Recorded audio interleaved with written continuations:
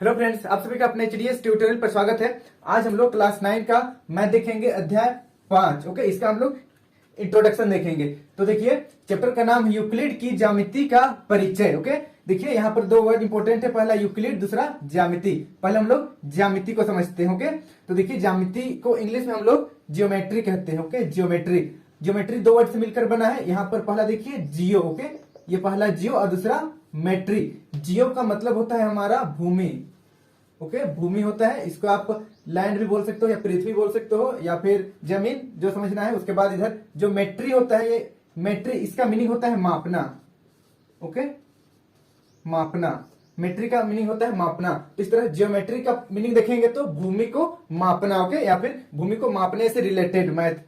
तो चलिए हम लोग देखते हैं अब यूक्लिड। यूक्लिड एक गणितज्ञ का नाम है, वो एक टीचर भी थे और गणितज्ञ भी थे। ओके, तो देखिए सबसे पहले मतलब ज्योमेट्री आया भूमि को मापने से रिलेटेड। कहने का मतलब कि मानकर चलिए किसी का एक जमीन है, इस तरीके से खेत है, तो उन लोगों को मापने का जरूरत पड़ता था, क्योंकि बंटवारा होता ही है या फिर मतलब लेन देन में होता है। तो कहीं पर भी यूज होता है कि मतलब जमीन जो है, भूमि है, किस शेप का है या फिर कितना भूमि है। ओके, तो यहाँ पर ये चतुर्भुज भी हो सकता है, त्रिभुज भी हो सकता है, सर्कल मतलब वृत्ताकार भी हो सकता है। तो इस तरीके से तो ये सबको मापने का जो रीजन था, मापने का कारण था, इसी के चलते ये ज्योमेट्री वर्ड आया। उसके बाद ये मैथ में भी आने लगा। तो देखिए सबसे पहले क्या होता था कि अपने में लोग खुद ब खुद ये सब मतलब माप लेते थे, लेकिन एक मतलब कहीं पर लिखित नहीं था, कहीं पर कलेक्शन नहीं था। मतलब ये सब का जो भी कॉन्सेप्ट इसमें यूज होता था, जैसे लंबाई चौड़ाई, ये सब का कहीं पर एक मतलब रिटर्न बुक नहीं था। तो यूक्लिड जो मैथमेटिशियन थे, उन्होंने एक बुक लिखा, एलिमेंट्स। बुक का नाम है एलिमेंट्स। ओके, और इस एलिमेंट्स बुक में ही उन्होंने मतलब जितना भी ज्योमेट्री में यूज होने वाला कॉन्सेप्ट सबको मतलब लाइन बाय लाइन ऐसे मतलब समझाते समझाते वो एक्सप्लेन करके नोट करके मतलब ये जो एलिमेंट बुक है इसमें नोट डाउन करके रखे थे। ओके, तो ये हो गया हमारा यूक्लिड, एक मतलब मैथमेटिशियन का नाम था। उसके बाद एलिमेंट उनका बुक का नाम था जो वो लिखे थे, जिसमें ज्योमेट्री से रिलेटेड बहुत कुछ था। ओके, मतलब ये सब था, जैसे स्टेटमेंट हो गया, थ्योरम हो गया, पोस्टुलेट हो गया और ये थ्योरम हो गया और ये सब भी था। तो हम लोग सबसे पहले समझते हैं ये बिंदु क्या है। ओके, एक बिंदु वह है जिसका ना ही कोई आकार होता है, ना ही कोई उसका लंबाई और ना ही उसका कोई चौड़ाई होता है। ओके, इसको हम लोग बिंदु कहते हैं। जैसे कि यहाँ पर मैंने एक डॉट बनाया, इसका ना तो कोई मतलब क्लियर लंबाई है ना तो चौड़ाई है। ओके, ये बिंदु है बस। और देखिए सेकंड है रेखा, जिसकी चौड़ाई निश्चित नहीं हो लेकिन लंबाई निश्चित हो। जैसे कि ये हमारा रेखा इस तरीके से है, इसका लंबाई जो है निश्चित है लेकिन चौड़ाई, ओके, चौड़ाई निश्चित नहीं है, चौड़ाई फिक्स नहीं है। कह सकते हैं हम लोग चौड़ाई है ही नहीं। ओके, इसमें चौड़ाई नहीं होता है, सिर्फ लंबाई होता है। तो बिंदु में देखिए लंबाई चौड़ाई कुछ नहीं होता है, रेखा में सिर्फ लंबाई होता है, चौड़ाई नहीं होता है। और यहाँ पर देखिए पृष्ठ या फिर इसी को हम लोग बोल सकते हैं समतल। इसमें क्या है कि इसका लंबाई भी होता है और इसका चौड़ाई भी होता है, इस तरीके से। ओके, लंबाई भी होता है, चौड़ाई भी होता है, इसको बोलते हैं हम लोग समतल या फिर पृष्ठ। क्लियर है? और रिवाइज करता हूं मैं, बिंदु वह है जिसका ना तो कोई लंबाई होता है ना तो कोई चौड़ाई होता है। और देखिए रेखा, रेखा वह है जिसका सिर्फ लंबाई होता है, चौड़ाई नहीं होता है। और पृष्ठ या फिर समतल हुआ है जिसका लंबाई और चौड़ाई दोनों होते हैं। और बाकी भी मतलब परिभाषा इसमें लिखा हुआ था एलिमेंट बुक में, जैसे कि रेखाखंड हो गया, किरण हो गया, ये सब वो सब आप जानते होंगे। खैर वो सब बाद में देख लीजिएगा आप। अब हम लोग देखते हैं, ये तो हो गया। यहाँ पर जो मेन है वो ये है एक्सियोम, जिसको हम लोग बोलते हैं अभिगृहित। उसके बाद पोस्टुलेट, जिसको हम लोग हिंदी में बोलते हैं अभिधारणा। अब एक्सियोम और पोस्टुलेट, इसको समझने के लिए यानी कि अभिगृहित और अभिधारणा को समझने के लिए आपको समझना पड़ेगा सेंटेंस क्या है, उसके बाद समझना पड़ेगा स्टेटमेंट क्या है। ओके, उसके बाद फिर हम लोग एक्सियोम समझेंगे और पोस्टुलेट समझेंगे। ओके, उसके बाद फिर थ्योरम समझ में आ जाएगा। अगर ऊपर का मतलब स्टेटमेंट समझ में आ जाएगा, थ्योरम समझ में आ जाएगा, पोस्टुलेट समझ में आ जाएगा तो थ्योरम भी समझ में आ जाएगा। जब थ्योरम समझ में आएगा तो कोरोलरी भी समझ में आ जाएगा। सबसे पहले हम लोग समझते हैं सेंटेंस क्या है। ओके, सेंटेंस ये जैसे ग्रामर में, इंग्लिश ग्रामर में जो मतलब डेफिनेशन सेंटेंस का यहाँ पर भी सेम है कि ग्रुप ऑफ वर्ड जो कि एक मीनिंग देता है, एक सेंस रहता है, उसको बोलते हैं हम लोग सेंटेंस। ओके, और मैथ में भी सेंटेंस होता है, जैसे कि हम लोग इसको बोल सकते हैं 2 + 2 = 4। ये मैथ का सेंटेंस है। ओके, ये भी एक सेंटेंस है, लेकिन मैथ में सेंटेंस है। इसको हिंदी में हम लोग बोल सकते हैं 2 + 2, यानी कि 2 में 2 जोड़ने से 4 होता है। तो ये सेंटेंस है बट मैथ में। तो इसी तरीके से ये सेंटेंस हो गया।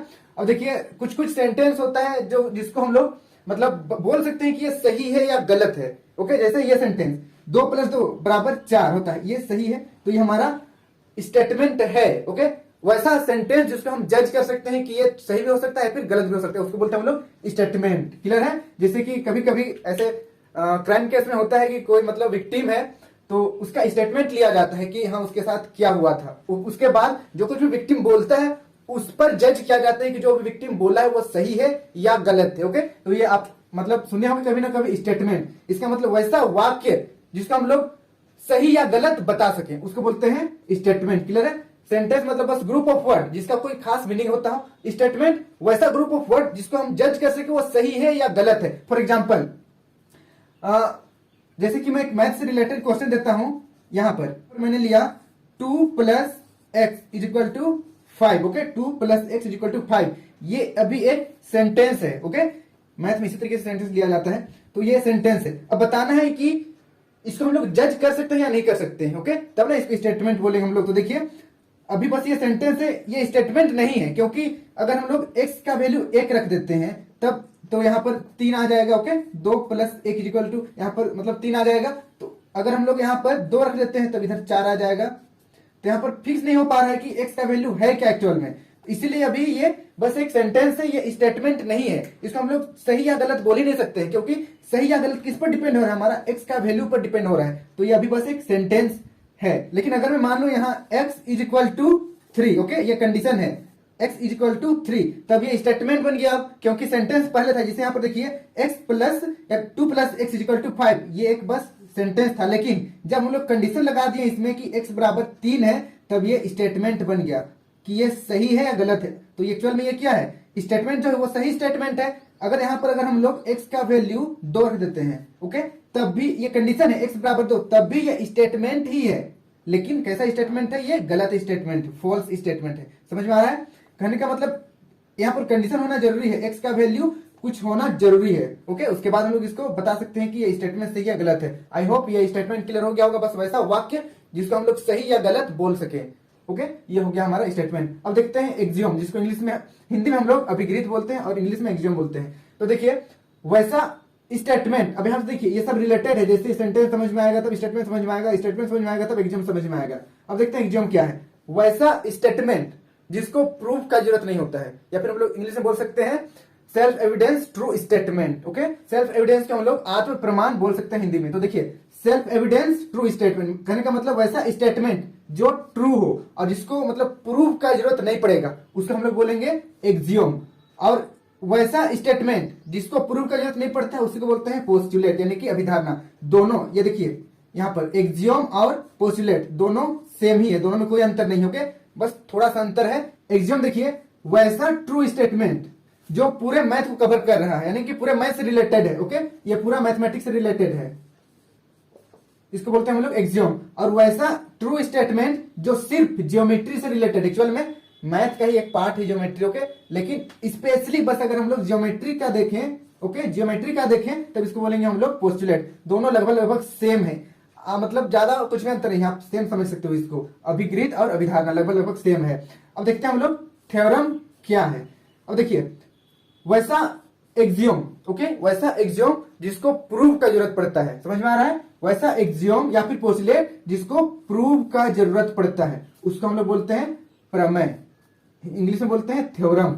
ओके, एक बार मैं फिर से ऊपर से रिवाइज कर रहा हूं। वैसा देखिए सेंटेंस क्या है, बस ग्रुप ऑफ वर्ड जिसका कुछ मीनिंग होता है उसको सेंटेंस बोलेंगे। स्टेटमेंट वैसा सेंटेंस जिसको हम लोग जज कर सके उसको बोलते हैं स्टेटमेंट। और वैसा स्टेटमेंट जिसको प्रूफ का जरूरत नहीं पड़ता है उसको बोलते हैं एक्सियोम। और पोस्टुलेट दोनों सेम ही है, बस एक्सियोम पूरे मैथ को कवर करता है और पोस्टुलेट जो है सिर्फ ज्योमेट्री से रिलेटेड है। और वैसा एक्सियोम जिसको प्रूफ का जरूरत पड़ता है, ओके, जिसको प्रूफ का जरूरत पड़ता है उसको हम लोग बोलते हैं थ्योरम। अब देखिए कोरोलरी क्या है। ओके, कोरोलरी तो देखिए वैसा ट्रू स्टेटमेंट, ओके, वैसा ट्रू स्टेटमेंट जिसको प्रूव करने के लिए हम लोगों को थ्योरम का जरूरत पड़ता है उसको बोलते हैं कोरोलरी, यानी कि सब मतलब असेंडिंग ऑर्डर में है। ओके, असेंडिंग ऑर्डर में है। सबसे पहले स्टेटमेंट, फिर यहाँ पर आ गया एक्सियोम, फिर पोस्टुलेट, ये दोनों लगभग लगभग सेम ही है। उसके बाद थ्योरम, फिर कोरोलरी। अब हम लोग इसका एक एग्जांपल देकर समझते हैं। जैसे देखिए एक्सियोम वैसा स्टेटमेंट जिसको प्रूव का जरूरत नहीं पड़ता है, कहने का मतलब एक एग्जांपल लूं मैं तो आप बोल सकते हो कि सन मतलब सूरज है वो पूरब में उगता है। ओके, सूरज पूरब में उगता है, इसको प्रूफ का जरूरत है क्या? नहीं है। सूरज पश्चिम में डूबता है, इसको प्रूफ का जरूरत है? प्रूफ का जरूरत नहीं है। तो ये सबको बोलते हैं हम लोग एक्सियोम। ओके, जिसको प्रूफ का जरूरत नहीं पड़ता है उसको बोलते हैं एक्सियोम। और पोस्टुलेट भी वही है। अब देखते हैं थ्योरम, वैसा ट्रू स्टेटमेंट, वैसा यहाँ पर स्टेटमेंट जिसको प्रूफ का जरूरत पड़ता है। जैसे कि यहां पर हम लोग ले सकते हैं एक त्रिभुज है, त्रिभुज का तीनों अंतः कोणों का योग कितना होता है 180 डिग्री।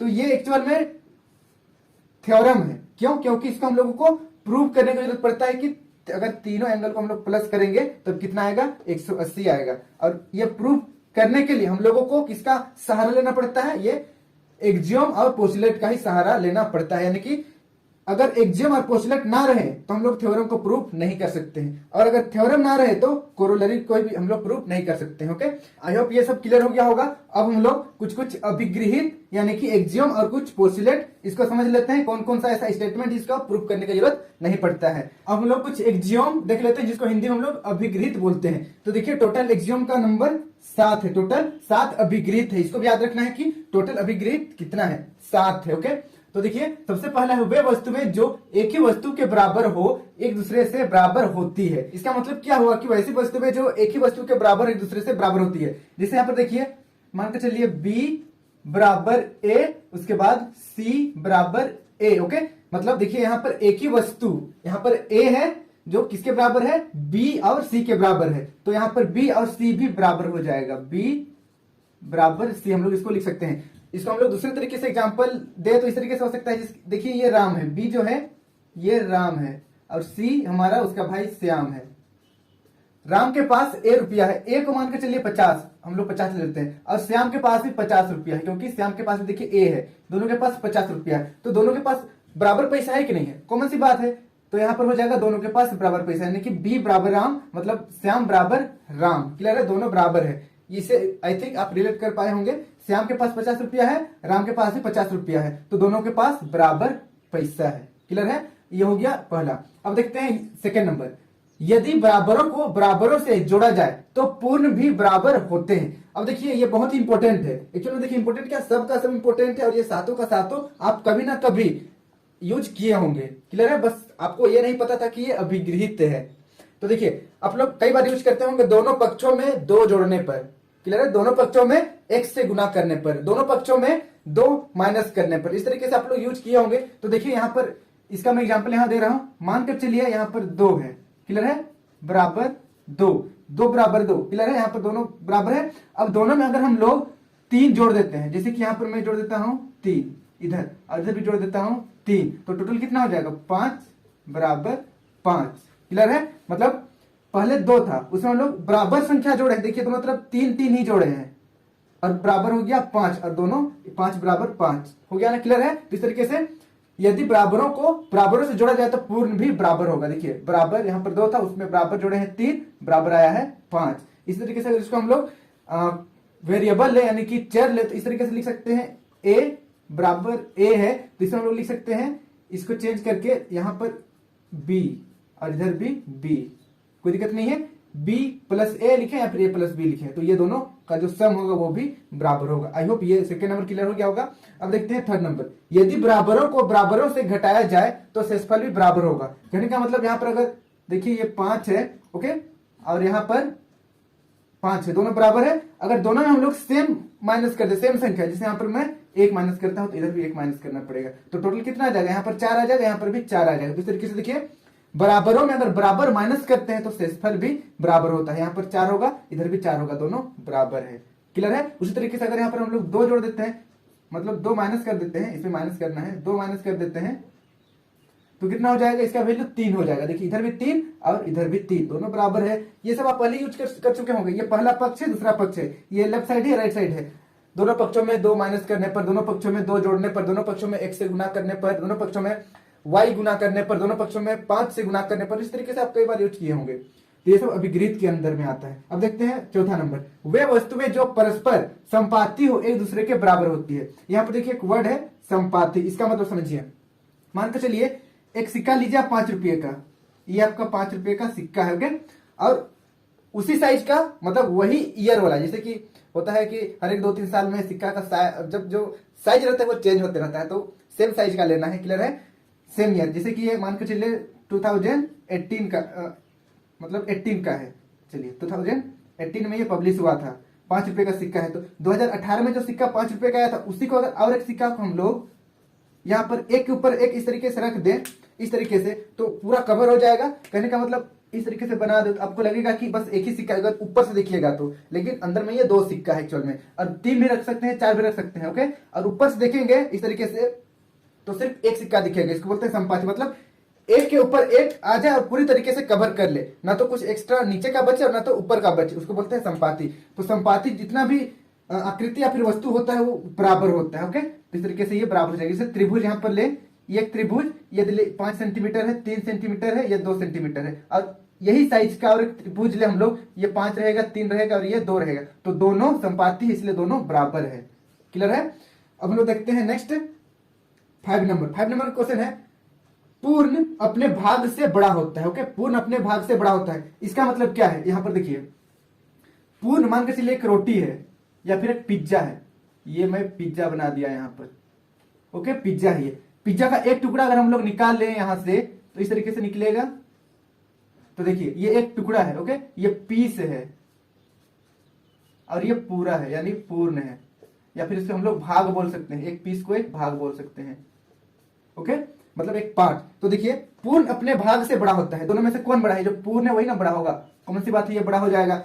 तो ये है हमारा 5 नंबर का। इसमें क्लियर हो गया होगा, ये मतलब डाउट नहीं होना चाहिए। जो पूर्ण है वो हमेशा अपने भाग से बड़ा ही रहेगा।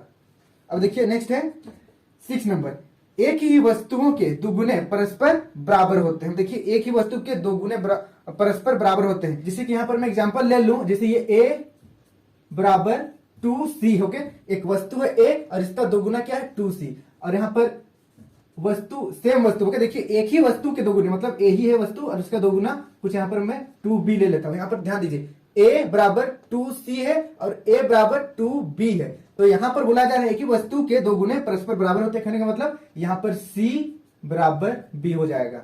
ओके, C बराबर B, ये C और B दोनों बराबर हो जाएगा। क्लियर हो गया? अब देखिए 7 नंबर, एक ही वस्तुओं के आधे परस्पर बराबर होते हैं। देखिए एक ही वस्तु के आधे, अब इसी को अगर मैं चेंज करके लिख दूं, इस तरीके से मैं लिख सकता हूं, ये एक ही वस्तु यानी कि A वस्तु है, इसका हम लोग आधा कर दें, मानकर चलिए 1/2 यहाँ पर C और यहाँ पर मैं 1/2 यहाँ पर भी D लिख देता हूँ। क्लियर है? C जो है देखिए A का आधा है और यहाँ पर D भी A का आधा है। क्लियर है?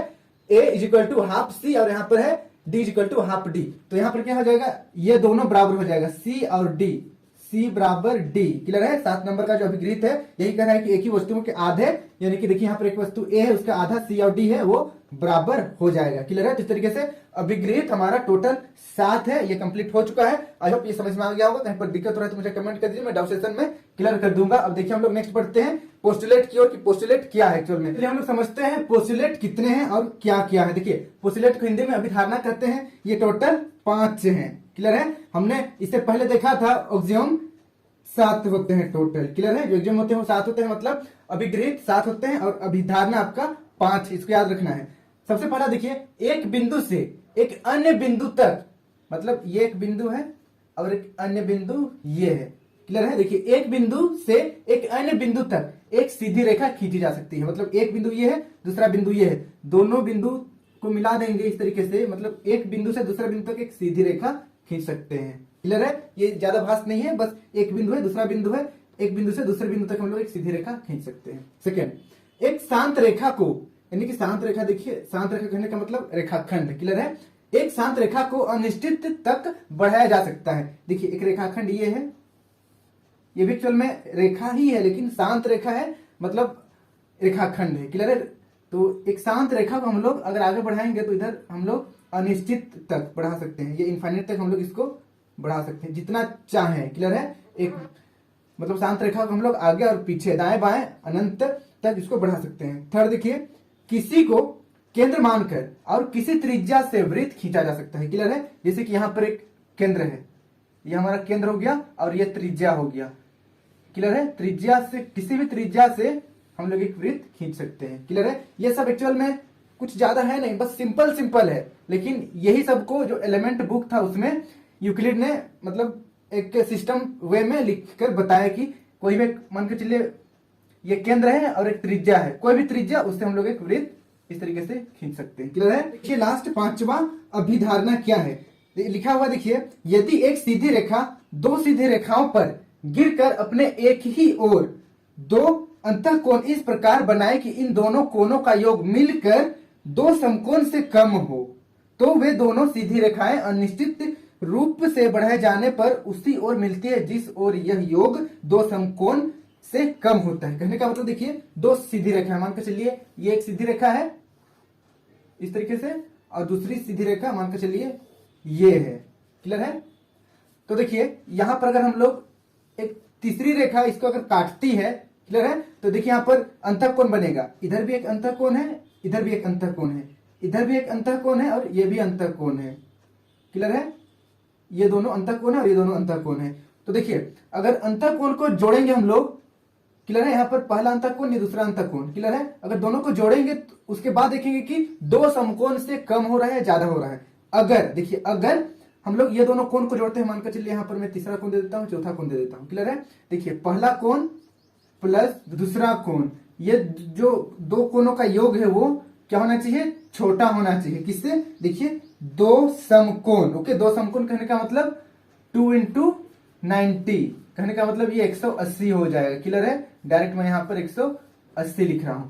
तो देखिए जिस ओर दो समकोण से छोटा होगा अंतःकोणों का योग, उधर ही ये दोनों रेखा, मानकर चलिए ये रेखा ए है, ये रेखा बी है, दोनों रेखा किधर मिलेगा? कहने का इसको अगर हम लोग आगे बढ़ाएंगे तो देखिए एक इधर भी आगे बढ़ा सकते हैं, इधर भी आगे बढ़ा सकते हैं, इधर भी आगे बढ़ा सकते हैं, और इधर भी आगे बढ़ा सकते हैं। तो दोनों रेखा मिल कहां पर रहा है? यहां पर मिल रहा है।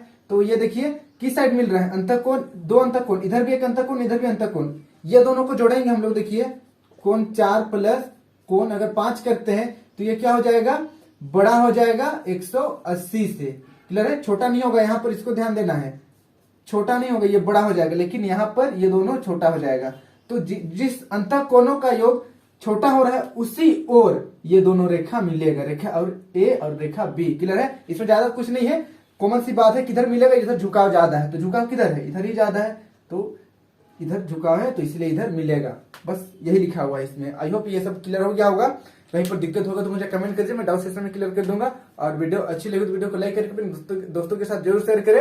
और अभी तक आप मेरे चैनल को एचडीएस ट्यूटोरियल को सब्सक्राइब नहीं किए तो सब्सक्राइब करके बेल आइकन को प्रेस कर दीजिए, ताकि इस तरीके का वीडियो में जब भी अपलोड करूं आप तक नोटिफिकेशन पहुंच जाए। Thank you for watching my video. Have a good day.